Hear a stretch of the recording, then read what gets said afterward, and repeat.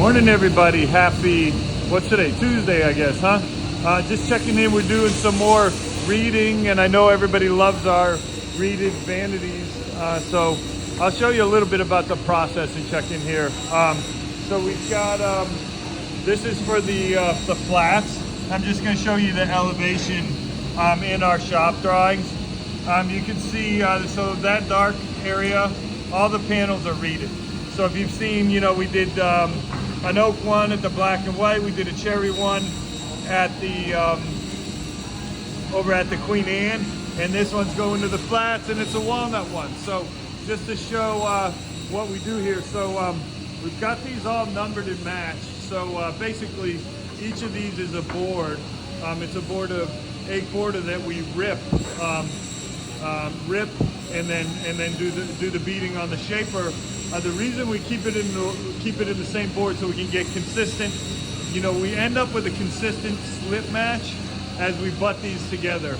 So I'm going to turn one around. Maybe I'll do this one, and then I'll talk to you a little bit about what Eric's doing there on the table saw. So here's the reading. All of these boards make up those panels that I just saw, so you can see how time-consuming this process is. And so there's a reading on the front. Looks great, and again, as I mentioned, the slip match will carry it across. These will, they just kind of, on the panel, they just kind of butt together, you see? See how they fit together nicely? And then the final thing, what Eric's working on right now is just scoring. You can see there's a number, you know, there's our numbering.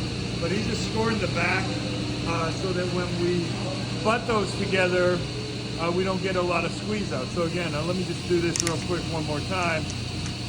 Adding this scoring on the back gives us some room for glue. And then when we butt this together right here, we're trying to avoid having squeeze out that we would then have to clean and maybe flat. It might flash when we do the finishing.